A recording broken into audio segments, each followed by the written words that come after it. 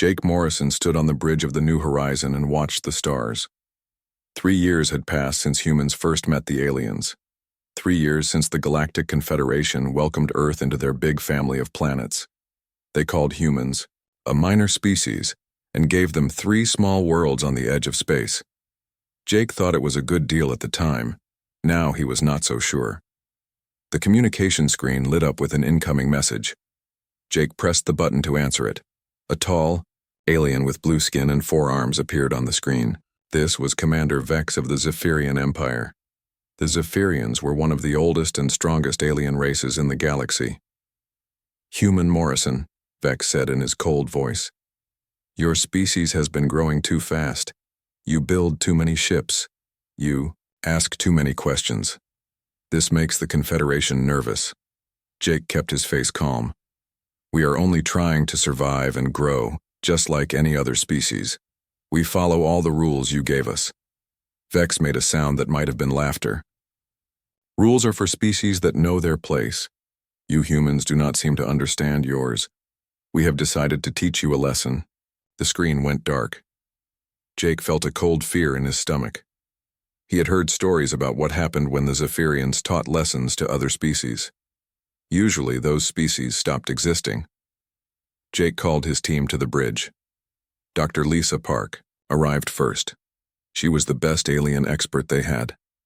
Captain Ryan Torres came next. He used to fight in Earth's armies before joining the colony ships. Both of them looked worried. "What did Vex want?" Lisa asked. "Nothing good," Jake said. He told them about the conversation. Ryan's face went dark with anger. "How long do we have?" Ryan asked. Before Jake could answer, alarms started going off all over the ship. The main screen showed their long-range sensors. Red dots were moving toward their 3 human worlds. Lots of red dots. "Zephyrian War Fleet," Ryan said, reading the data. 200 ships headed for New Vancouver, another 100 going to Liberty Station, and 50 more targeting the research base on Kepler 442b. Lisa grabbed Jake's arm. "We have to warn them. Get everyone off those planets." Jake was already moving. He opened channels to all 3 human colonies. The face of Governor Tom Brady appeared on screen from New Vancouver. Behind him, Jake could see people running and shouting. "Jake! Thank God you called," Tom said. "We're picking up massive alien ships on our sensors. What's happening?" "The Zephyrians are attacking," Jake said. "Get everyone to the emergency shelters. Start evacuation procedures now." Tom's face went white. "But we have families here, children. This is supposed to be a safe place." "Do it now," Jake shouted. But even as he said it, he knew it was too late. The first explosions lit up the screen behind Tom. The transmission cut to static. Jake tried calling Liberty Station and the research base. Both channels were dead. On the sensor screen, he watched as the red dots reached the 3 human worlds. Then he watched as the life signs from those worlds started to disappear. 47,000 people, gone in less than an hour. Ryan was studying the attack patterns on his screen. His face looked like stone. "Jake, you need to see this." "What is it?" "They didn't just attack our military bases," Ryan said. "Look at these target lists: schools, hospitals, retirement homes. They went after civilians first." Lisa looked at the data and her face went pale. "This wasn't a military strike. This was murder. They're trying to wipe us out completely." Jake felt something change inside him, something cold and hard and angry. He had seen war before, but this was different. This was not about territory or resources. This was about erasing humanity from the galaxy. The communication screen lit up again. This time it showed Admiral Kate Sullivan from Earth. Her face was calm, but her eyes were like ice. "Commander Morrison," she said, "I've received your reports. About the attacks, how many survivors?" "We're still checking, Admiral, but it looks bad. Maybe a few hundred people made it to the deep shelters. Everyone else?" Jake couldn't finish. Admiral Sullivan nodded. "Understood. Commander, you are ordered to evacuate all remaining civilians to secure positions immediately. Pull back to the outer system and wait for further orders." "What about the aliens? What about the Confederation?" Admiral Sullivan was quiet for a long moment. When she spoke again, her voice was different, colder. The aliens have made their choice, Commander. They decided to cross a line that should never be crossed. Now they're going to learn something about humanity that we hoped we'd never have to teach them. What do you mean? They think they know what humans are capable of because we've been peaceful for 3 years. They think we're soft, weak, like all the other species they've conquered. Admiral Sullivan leaned forward. They're about to discover how wrong they are. Jake felt a chill run down his spine. He had served with Kate Sullivan before. She was known for being calm and smart, but she was also known for being absolutely ruthless when it came to protecting human lives. Admiral, what are your orders? Get our people to safety, Commander, then sit back and watch. The real war is about to begin. The transmission ended. Jake looked at Lisa and Ryan. Both of them had the same question in their eyes. What do you think she meant? Lisa asked. Ryan was checking his weapon systems. I think she meant that we've been playing nice for 3 years, but playtime is over. Jake turned back to the main screen. In the distance, he could see the glow of fires on New Vancouver. 47,000 people had died today because aliens thought humans were weak. Because they thought humanity would roll over and surrender like every other species in the galaxy. They were about to learn how wrong they were. On Earth, in hidden bases and secret facilities, machines that had been sleeping for 3 years began to wake up. Weapons that no alien had ever seen before started powering up. And in the deepest bunkers of Earth's military command, plans that had been made in secret since first contact were finally put into action. The Zephyrians thought they had crushed humanity's spirit with one quick attack. Instead, they had just given humanity a reason to show the galaxy what they were really capable of. The war for survival was about to begin, and the aliens were going to learn that sometimes the smallest species can be the most dangerous. Earth's reaction was fast and terrible. Within 3 days of the attack on the human colonies, every single human military base in the galaxy went completely silent. The Confederation's spy networks, which had been watching human activities for 3 years, suddenly found all their sources cut off. No signals, no communications, no information at all. It was like humanity had simply vanished. Admiral Kate Sullivan stood in the command center deep beneath the Rocky Mountains.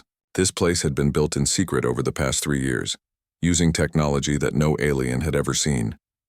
Around her, hundreds of officers worked at computers and displays that showed the entire galaxy. Report, she said to General Alex Carter, her top military advisor. All human forces are now operating under Protocol 7, Carter said. Communication blackout is complete. The aliens can't see or hear anything we're doing. Good. What about our special assets? Carter smiled, but it was not a nice smile. Commander Beth Rodriguez and her stealth fleet are in position. The aliens still don't know our ships exist. Sullivan nodded. For 3 years, while the aliens thought humans were building simple colony ships, Earth had actually been creating the most advanced war fleet in galactic history. Ships that could not be seen or detected, weapons that could strike from impossible distances, and strategies that no alien military mind could understand. The aliens had made one big mistake. They thought all intelligent species were like them, peaceful, predictable, easy to control. They had never met a species that evolved from Earth. On the other side of the galaxy, Dr. Lisa Park was still with Jake Morrison and the survivors from the human colonies. She was working on a special project, talking to aliens who wanted to understand what had happened. Dr. Park, said Ambassador Krill, a 6-legged alien from the Confederation Council. We are very sorry about the attack on your people, but surely you understand this was just one species acting alone. The Confederation as a whole wants peace. Lisa looked at the alien for a long moment. Then she pulled up a display showing Earth's evolutionary history. Ambassador, let me explain something about humans, she said. Your species evolved on a world with few dangerous animals. You learned to cooperate because it was safe to do so. But Earth was different. The display showed images of ancient Earth. Lions hunting zebras, sharks attacking seals, humans hunting with spears and fire. We evolved as persistence predators, Lisa continued. Do you know what that means? Ambassador Krill's translator struggled with the words. I do not understand this term. It means we're the animals that never give up. We chase our prey for days, weeks, months if necessary. We work together in groups to bring down creatures much bigger and stronger than us. And when something threatens our pack, Lisa's voice went cold. We don't stop until it's dead. The alien started to back, away from her. Your people have spent 1,000,000 years conquering herbivores and scavengers, Lisa said. Peaceful species that surrender when they're outmatched. You've never fought a species that evolved to hunt. You've never fought predators. At that moment, explosions lit up the space around them. Zephyrian supply ships traveling between their military bases suddenly began exploding for no reason anyone could see. The aliens on the bridge started shouting in panic. What's happening? Ambassador Krill demanded. Lisa watched the destruction, calmly. That would be Commander Rodriguez and her stealth ships. The Zephyrians can't see them coming because we developed quantum hiding technology while you thought we were building farming equipment. More explosions followed. Alien communication hubs went silent. Supply lines were cut. Military bases lost contact with their fleets. All across Zephyrian space, critical targets were being destroyed by invisible attackers. The Zephyrian High Command called an emergency meeting. General Zax, their top military leader, was furious and confused. How are they doing this, he demanded. Our sensors show nothing. Our defense systems can't target what they can't see. Perhaps another species is helping them, suggested Admiral Korv. The humans are too primitive to have this technology. It doesn't matter who's helping them, General Zax said. We'll make an example of their homeworld. Send the 9th Battle Fleet to Earth. 300 ships. Destroy everything. The other Zephyrian leaders agreed. They had used this strategy before on dozens of other species. Destroy their homeworld, and the rest would surrender quickly. They had no idea what they were about to fly into. Meanwhile, General Carter was coordinating Earth's defenses from his command bunker. He watched the approaching Zephyrian fleet on his screens and smiled. They're coming straight at us, he reported to Admiral Sullivan. 300 ships, just like our intelligence predicted. Are we ready for them? Sullivan asked. Oh yes, Carter said. We've been ready for 3 years. Captain Ryan Torres was now commanding a ship called the Silent Thunder. It was one of Earth's new stealth destroyers, completely invisible to alien sensors. He and 12 other ships were hiding in the asteroid belt, waiting. All ships, this is Torres, he said into his radio. Enemy fleet will reach the ambush point. In 30 minutes, remember, we hit fast and hard, then disappear. Make every shot count. His crew was ready. These weren't regular soldiers, they were volunteers who had lost family in the colony attacks. They wanted revenge, and Torres was going to give it to them. On Mars, huge gun installations that had been hidden under fake mining equipment began to power up. The Red Planet had been secretly converted into a massive weapons platform over the past 3 years. Railguns that could fire projectiles at near light speed were now tracking the incoming alien fleet. And on Earth's moon, sections of the surface began to open like flower petals. Inside was the largest weapon system ever built by any species. A mass driver that could accelerate objects to incredible speeds and launch them across the solar system. The Zephyrian fleet entered the solar system expecting to find a primitive world protected by simple orbital defenses. Instead, they flew into the most heavily defended star system in galactic history. Commander Beth Rodriguez watched from her stealth ship as the alien fleet approached. She had been preparing for this moment for 3 years. All of humanity had been preparing. This is Rodriguez to all units, she said. The enemy has entered our home system. They came here to commit genocide. Let's show them what happens when you threaten humanity's children. The battle was about to begin, and the aliens were about to learn that they had not attacked a minor species. They had just declared war on the most dangerous predators the galaxy had ever seen. The Zephyrian battle fleet entered Earth's solar system like kings coming to crush rebels. 300 of their finest warships moved in perfect formation toward the small blue planet. General Zax watched from his command ship and felt satisfied. This would be over quickly. Sensors show primitive orbital stations around the planet, reported his aide. No major defenses detected. Good, General Zax said. Begin bombardment of the surface. Target their major cities first. I want them to see their world burning before they die. But as the Zephyrian ships moved deeper into the solar system, something strange happened. Their sensors started picking up movement in the asteroid belt. Ships were emerging from hiding places among the rocks. "Sir, we're detecting human vessels," the sensor officer reported. "They appear to be inside the asteroids?" General Zax frowned. "That's impossible. How could ships hide inside solid rock?" Captain Ryan Torres smiled as his ship, the Silent Thunder, emerged from the hollowed-out asteroid where it had been waiting. Around him, 12 other human ships did the same.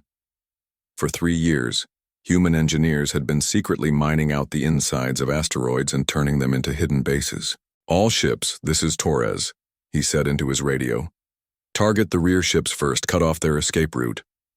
The human ships opened fire with weapons the aliens had never seen before. Plasma cannons that could punch through any armor, missile, swarms guided by artificial intelligence, and kinetic weapons that fired metal slugs at incredible speeds.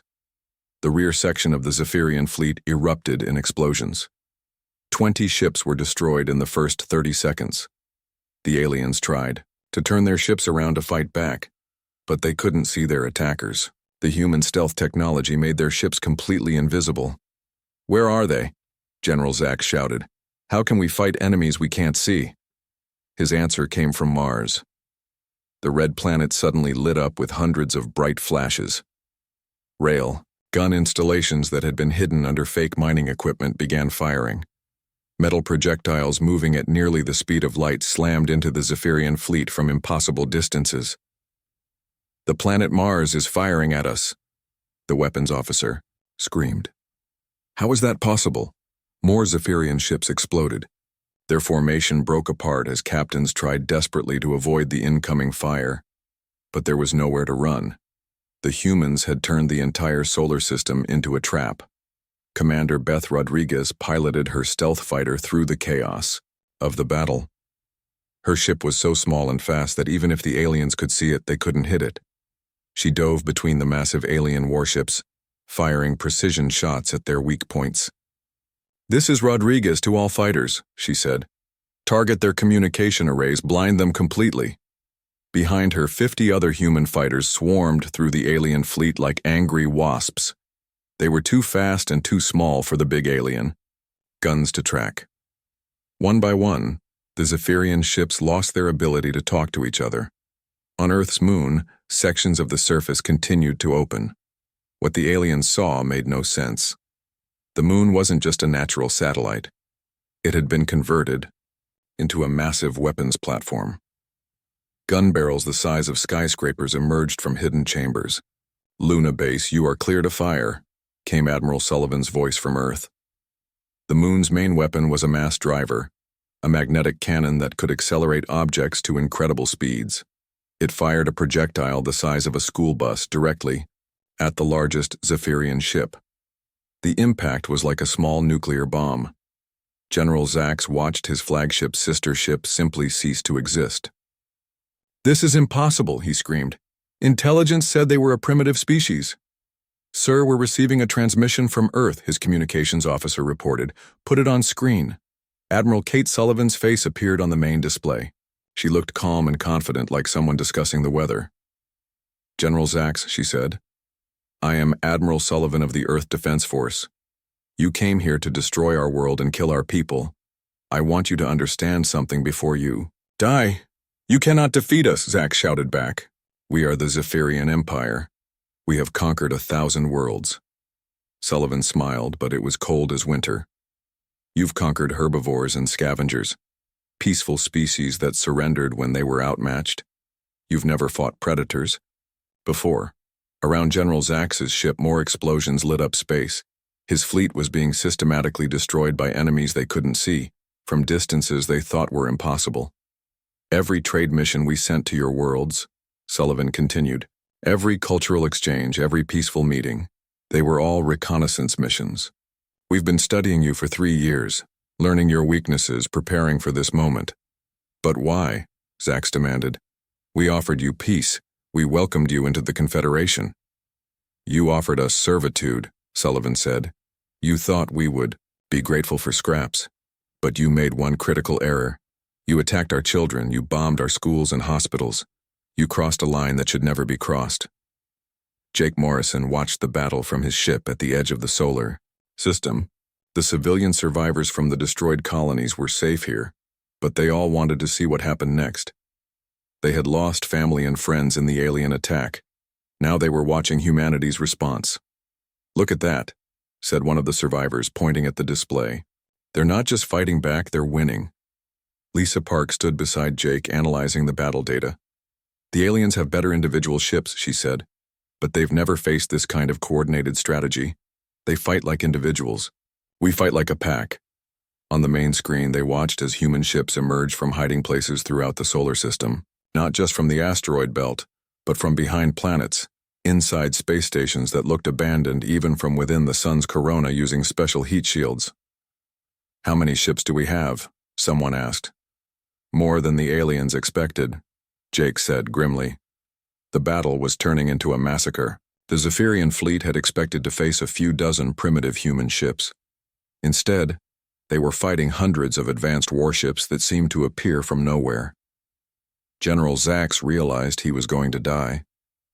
His fleet was down to less than 50 ships, and they were still under attack from invisible enemies.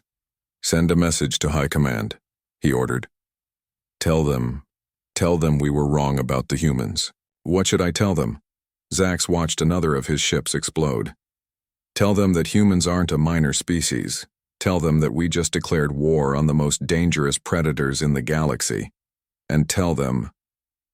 His ship shook as human weapons found their target. Tell them to send everything they have. Because if they don't stop humanity now, humanity will hunt them to extinction. The transmission cut off as General Zax's ship exploded in a ball of fire.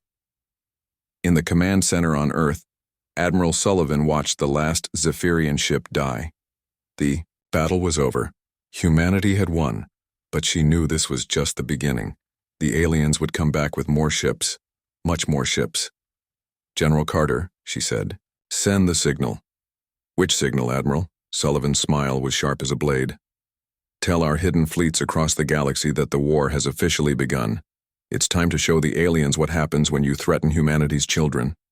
Across the galaxy, in star systems the aliens thought were empty, human fleets that had been waiting in secret for 3 years began to move. The real war was about to begin, and humanity intended to win it. The news of the destroyed Zephyrian fleet spread through the Galactic Confederation like wildfire. In the Great Council chambers on the capital world of Nexus Prime, representatives from 12 alien species gathered in emergency session. This cannot be possible, declared Chancellor Vorth of the Reptilian Alliance. 300 Zephyrian warships destroyed by a primitive species? There must be some mistake. High Admiral Kess of the Aquatic Federation reviewed the battle data again. The recordings don't lie. The humans used weapons and tactics we've never seen before. They turned their entire star system into a fortress. Then we sent more ships, growled General Torque of the Silicon-based collectives. 50,000 ships from all our combined fleets. No species can stand against those numbers. The other council members agreed. For 1,000 years, the Confederation had ruled the galaxy through superior numbers and advanced technology. No single species had ever successfully resisted them. They were about to learn that humanity was not like any species they had encountered before. Admiral Kate Sullivan stood before the hidden Command Council of Earth. Around her were the leaders of humanity's secret military preparations. For 3 years, while the aliens thought humans were building peaceful colonies, Earth had actually been preparing for total war. The aliens are mobilizing everything they have, reported General Alex Carter. Our spy networks confirm they're bringing ships from every member species. We estimate 50,000 vessels. What about our forces? Asked Admiral Sullivan. General Carter smiled. Operation Deep Strike is ready. Our hidden fleets have been building in secret for 3 years. We now have over 30,000 ships positioned throughout the galaxy. 30,000 against 50,000, Sullivan mused. The aliens still think this is about numbers. Carter pulled up a display showing human ship designs. They don't understand our real advantage. While they've been using the same ship designs for centuries, we've been constantly improving. Every ship we build is better than the last. Commander Beth Rodriguez had been promoted to Fleet Admiral after her success in the Solar System battle. She now commanded humanity's largest strike force, 5,000 ships hidden in the empty space between star systems. Admiral Rodriguez, reporting, she said from her flagship, the Vengeance. My fleet is ready to begin Phase 2 operations. What's the status of your new weapons? Sullivan asked. Rodriguez smiled. The mass drivers are working perfectly. We can accelerate asteroids to near light speed and use them as weapons. One asteroid can destroy an entire planet. Back on the colony ship New Horizon, Jake Morrison was working with Dr. Lisa Park on a special project. They were coordinating with civilian volunteers who pretended to be refugees fleeing human space. The alien fleets are gathering at 3 main staging areas, Lisa reported. Our refugee ships are providing perfect intelligence on their positions and numbers. Jake nodded. The aliens thought they were helping frightened human civilians escape the war zone. They had no idea these refugees were actually military scouts gathering crucial battle intelligence. Jake, look at this, Lisa said, pointing to her analysis. The aliens are making the same mistake they always make. They're treating this like every other war they've fought. What do you mean? They're planning to attack our known positions and force us to surrender, Lisa explained. It's worked for them for 1,000 years, but they don't understand that we're not trying to hold territory. What are we trying to do?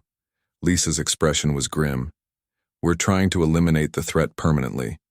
We're not fighting for conquest, we're fighting for survival. The massive alien fleet began moving toward human space.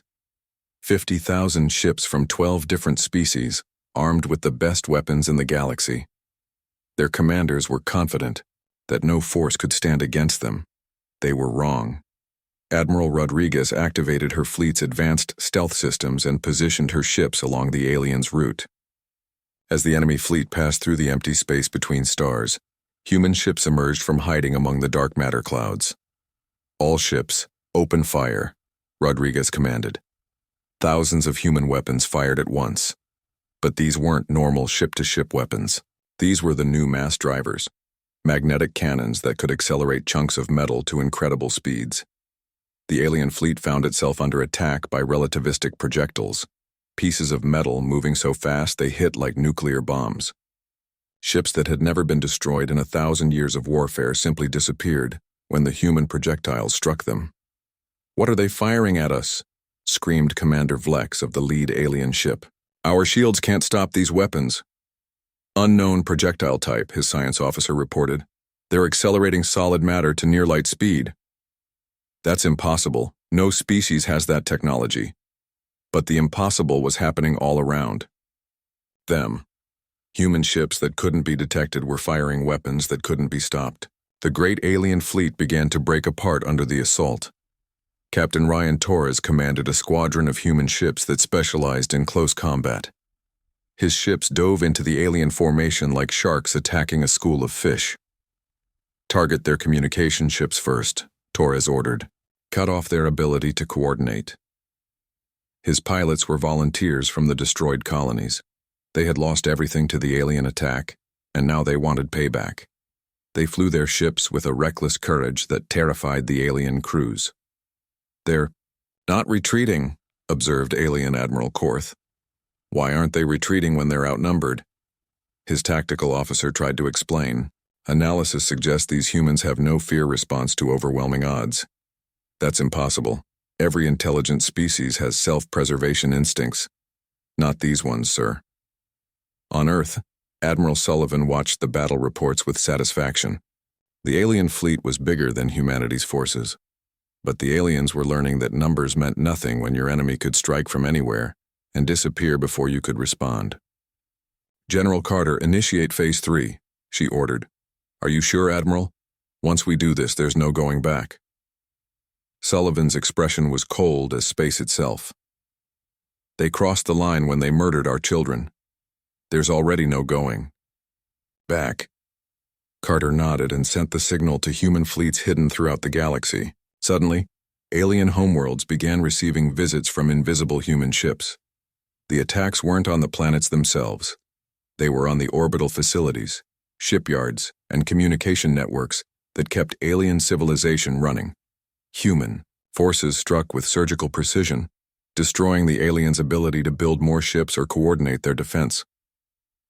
On the bridge of the alien command ship, High Admiral Kess finally understood what was happening. "They're not just fighting us," he said in horror. "They're systematically destroying our entire military infrastructure." "But why?" asked his aide. "If they defeat our fleet, we'll surrender. That's how wars work." Kess looked at the tactical display showing human attacks on dozens of alien worlds. "I don't think they want our surrender. I think they want to make sure we can never threaten them again." In the deep space between stars, Admiral Rodriguez received new orders from Earth. She read them twice to make sure she understood correctly. "Attention all human forces," she broadcast to her fleet. "New orders from Admiral Sullivan. We are authorized to use planet-killer weapons if necessary. The aliens wanted to commit genocide against humanity. Now they get to see what real genocide looks like." The alien fleet, now down to less than 20,000 ships, tried desperately to retreat. But human forces were everywhere, striking from directions the aliens didn't even know existed. The war had become exactly what Admiral Sullivan promised it would be, a demonstration of what happened when you threatened humanity's children, and humanity was just getting started. The great alien fleet that had been 50,000 ships strong was now scattered wreckage floating in the darkness of space. Less than 3,000 ships remained, fleeing in all directions as human forces hunted them down one by one. High Admiral Kess sat in his damaged command ship, watching his life's work burn around him. For 40 years he had served the Confederation. He had conquered 17 different species. He had never known defeat. Now he was learning what it felt like. "Sir, we're receiving a transmission on all frequencies," his communications officer reported. "It's coming from Earth." "Put it on screen." Admiral Kate Sullivan appeared on the display. Behind her, Kess could see the command center where humanity had planned this devastating war. She looked calm and confident, like a predator that had successfully hunted down its prey. "Hi, Admiral Kess," Sullivan said. "I am Admiral Sullivan of the Terran Defense Force. Your fleet is destroyed. Your homeworlds are defenseless. Your military infrastructure has been eliminated. I'm contacting you to discuss terms." "Terms?" Kess asked weakly. "You mean surrender?" Sullivan's smile was cold as winter. "Not your surrender. Your compliance. I don't understand." "Let me explain something to you, Admiral," Sullivan said. 3 days ago you thought you were fighting a war of conquest. You thought you could attack our colonies, kill our people, and force us to submit like every other species you've encountered. On the screens around Kess, he could see the destruction of his fleet continuing. Human ships appeared from nowhere, destroyed his vessels, and vanished again. "You were wrong," Sullivan continued. "This was never a war of conquest. This was a war of survival. And we don't just want to win. We want to make sure this never happens again." "What do you want?" Kess asked. "Complete disarmament of all Confederation military forces," Sullivan said. "Dismantling of all weapons manufacturing facilities. And most importantly, humanity will now control all major shipping routes and trade lanes in this galaxy." Kess felt his blood turn cold. "That's not victory, that's total domination." "Yes," Sullivan said simply. "It is." Across the galaxy, the results of humanity's counterattack were becoming clear. Admiral Beth Rodriguez led her fleets in Operation Endgame, simultaneous attacks on every major alien military installation in known space. "Target acquired," reported Captain Ryan Torres from his ship above the Zephyrian homeworld. "Military shipyards are defenseless." "Destroy them," Rodriguez ordered. "Leave nothing that can build warships." Torres smiled as he watched the orbital facilities that had built the ships that attacked human colonies burst into flames. "For New Vancouver," he said quietly. Similar scenes played out across dozens of star systems. Human forces, moving faster than the aliens thought possible. systematically destroyed every military installation, weapons factory, and shipyard they could find. But they didn't attack civilian targets. They didn't bomb cities or kill innocent aliens. This wasn't about revenge. It was about making sure the aliens could never threaten humanity again. On the colony ship New Horizon, Jake Morrison received a communication from Earth. Dr. Lisa Park stood beside him as they read the new orders. "I can't believe it," Lisa said. "They're making you the first human ambassador to the surviving alien governments." Jake looked at the message. "Ambassador Morrison, I like the sound of that. What will you tell them?"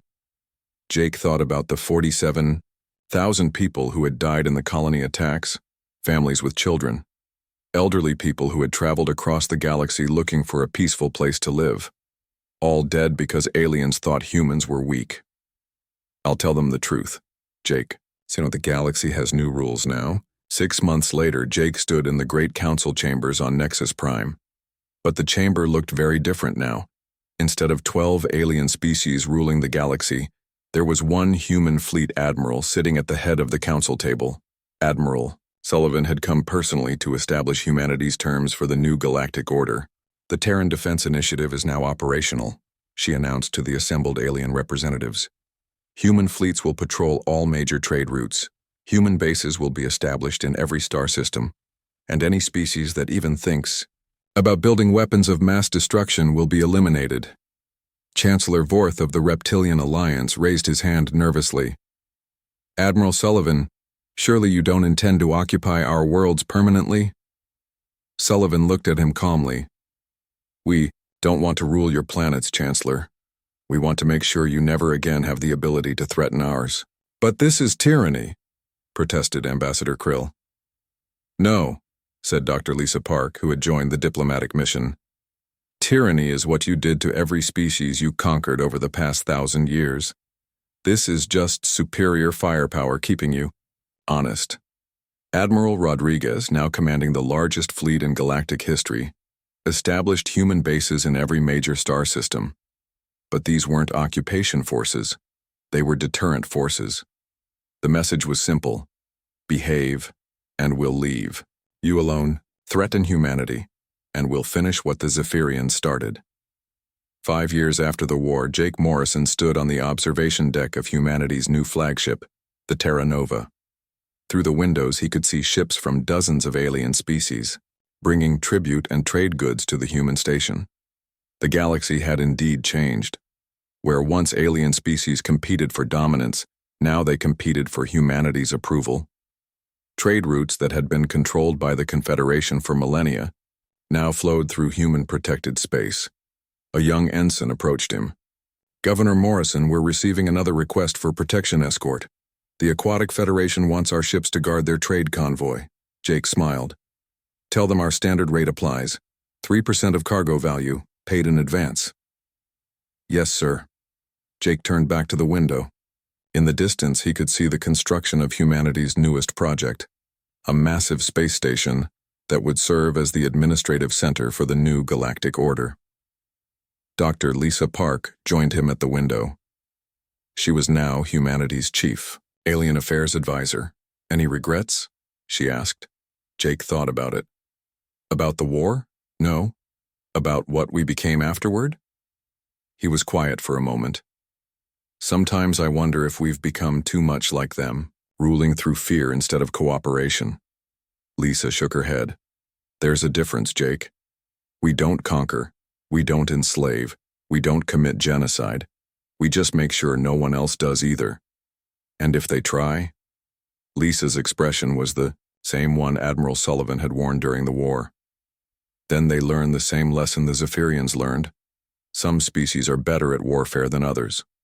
On Earth, in the deep command bunkers beneath the Rocky Mountains, Admiral Sullivan reviewed the latest intelligence reports.